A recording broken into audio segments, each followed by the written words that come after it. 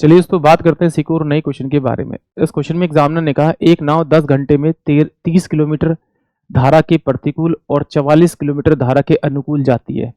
13 घंटे में यह 40 किलोमीटर की धारा के प्रतिकूल और 55 किलोमीटर धारा के अनुकूल जा सकती है। स्थिर जल में धारा और नाव की गति ज्ञात कीजिए। यानी एग्जामिनर ने दोनों की गति पूछी है। तो कभी कभी ऐसा क्वेश्चन आता है ना, तो आपको देखिए ओरली आंसर मिल रहा है, भैया इसमें एक स्पीड दे रखी, इसमें एक स्पीड दे रखी, इसमें एक स्पीड दे रखी, आंसर तो मेरे पास में डी आएगा, यानी कि सोल्व करने की जरूरत नहीं है। अब जो चारों तरफ ध्यान नहीं रखेगा तो वो सोल्व करने में लग जाएगा और अपना टाइम खराब करेगा। मैं टाइम खराब क्यों करूंगा, मैं तो डायरेक्ट डी लगा के आंसर आगे बढ़ूंगा। चलिए बट इसको सोल्व कर देते हैं। अब देखिए एग्जाम में से सोल्व कैसे करना जरा देखिए। एग्जामिनर ने क्या कहा कि भाई वो 30 किलोमीटर जाता है आपका धारा के प्रतिकूल। प्रतिकूल का मतलब होता है एक्स माइनस का वाई। धारा के अनुकूल कितना जा रहा है 44 किलोमीटर, इसका मतलब जा रहा है वो एक्स प्लस का आपका वाई। और टोटल जो टाइम ले रहा है वो कितना ले रहा है आपका 10 आवर, ये एग्जामिनर ने कहा है। और फिर कह रहा है एग्जामिनर कि अगर वो 40 किलोमीटर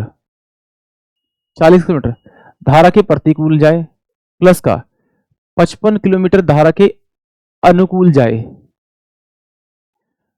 तो वो कितना ले रहा है टोटल टाइम ले रहा है आपका 13 आवर, 13 घंटे ले रहा है। इस तरह से एग्जामिनर ने दिया। तो आपको इसे सोल्व कैसे करना है जरा देखिए। यहाँ 13 दे रखा है, यहाँ पर आपका 10 दे रखा है, और ये देखिए यहाँ पे 55 दे रखा है, यहाँ पे 44 दे रखा है। इसका मतलब है कि ये वाली वैल्यू तो मेरी 11 से डिविजल होगी, क्योंकि यहाँ पे पूरे पूरे नंबर है मेरे। तो अगर मैं इसमें इन दोनों का सम अगर 11 मान लूं तो ये 5 डिवाइड जाएगा तो कितना देगा 5 आ जाएगा, 5 आ जाएगा ना। अब ये 5 आएगा, इस 5 को इसमें से माइनस करूं तो मेरे पास में 8 की और जरूरत है। अगर मैं इसको 5 से डिवाइड कर दूं यानी कि x माइनस वाई की वैल्यू 5 मान लूं तो ये मेरे पास में 8 आ जाएगा, और 8 और 5 13 हो जाएगा। इसका मतलब है कि सिंपल सी बात है, अगर मैं x को 8 ले लूं और y को 3 ले लूं, क्योंकि मुझे पता है कि 8 में से 3 जाएंगे तो 5 बनता है, इसको 8 ले लूं और इसको 3 ले लूं तो ये मेरे पास 5 आ जाएगा, यानी कि ये 13 आ जाएगा। इसका मतलब है कि ऑप्शन जो मेरे पास में आपका डी होगा, नन ऑफ दिस वही होगा। यानी कि 8 किलोमीटर तो मेरे पास में बोर्ड की स्पीड होगी और 3 किलोमीटर मेरे पास में क्या किसकी स्पीड होगी, धारा की स्पीड होगी। एक बार इसको यहाँ पर वेरीफाई भी करके देख लेते हैं। ये 8 है और ये 3 है, तो ये कितना आएगा 5 से डिवाइड करेंगे तो 6 आएगा। ये कितना आएगा आपका 8 और ये कितना आएगा 3, 11, 11 चौक 44। क्या इन दोनों को जोड़ने में 10 आ रहा है, बिल्कुल आ रहा है। यानी कि ये क्वेश्चन का करेक्ट आंसर होगा। एग्जाम में तो आपको इसी तरह से करना है। अब थोड़ा सा इसे एक बार डिटेल से सॉल्व भी कर लेते हैं।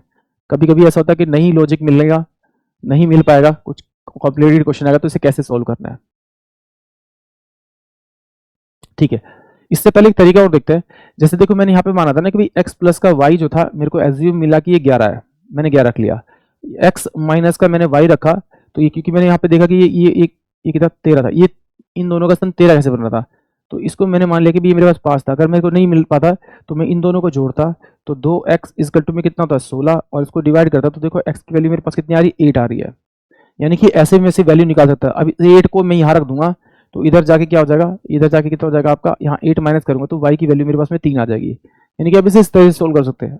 अब इसे एग्जाम में कैसे सोल्व करना है, अगर आपको ये सब लॉजिक ना मिले तो देखिए आप इनमें से किसी एक को बराबर कर दीजिए।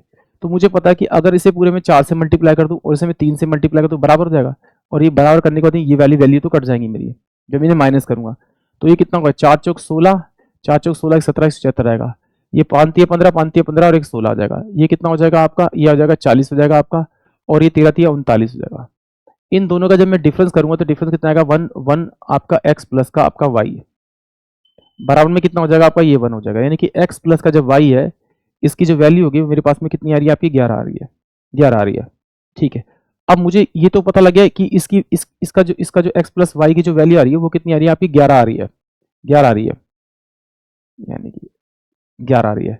तो ये मेरे पास में कितना था 55 था, और x प्लस वाई की वैल्यू कितनी 11 थी, तो 11 और ये 5, तो इसको मैं इधर भेज दूंगा तो कितना आ जाएगा आपका 8, यानी कि 40 अपोन में x माइनस का y बराबर में कितना 8 हो जाएगा। तो 8 से डिवाइड कर दूं 8 40, यानी कि x माइनस का y आपकी वैल्यू कितनी आ गई आपके पास में, आपकी कितनी आ गई आपकी 5। अब सिंपल सी बात है, इन दोनों को जोड़ लीजिए तो 2x बराबर में कितना आ जाएगा 16, तो x इक्वल टू में कितना आएगा आपका 8, और y इक्वल टू में क्या आएगा आपका इसमें वैल्यू रखेंगे तो 3 किलोमीटर बराबर। यानी कि ऑप्शन जो डी होगा वो इस क्वेश्चन के लिए करेक्ट होगा। आई होप आप सभी को क्वेश्चन समझ में आया होगा।